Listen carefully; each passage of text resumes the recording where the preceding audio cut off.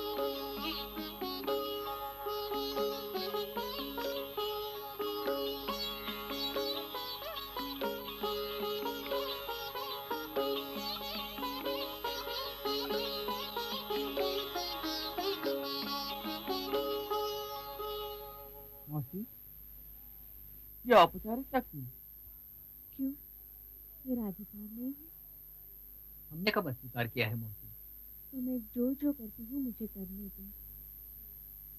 बचपन से उपेक्षित रहे, न उत्सव, न समारंभ, न निष्ठान। तुम ज्ञानी ईश्वर रूप हो, किंतु मूर्ख भक्त की सेवा, उसका हाथ ईश्वर स्वीकार करता है ना। वैसे इसे स्वीकार करो मेरे समाधान के लिए। आज सारा भोजन मैंने स्वयं बनाया है। और हाँ,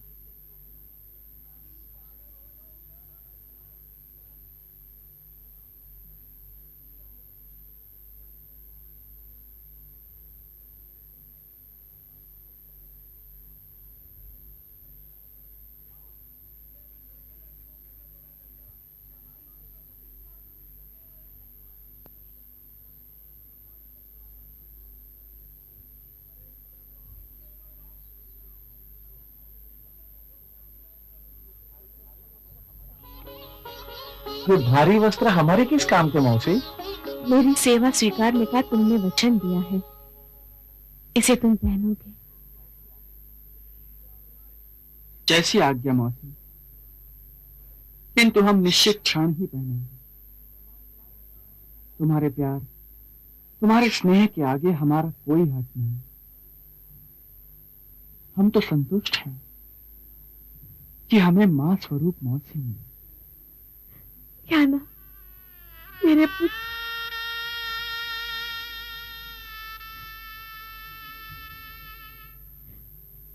मैं तुम्हें भोजन कराऊं? अवश्य मौसी।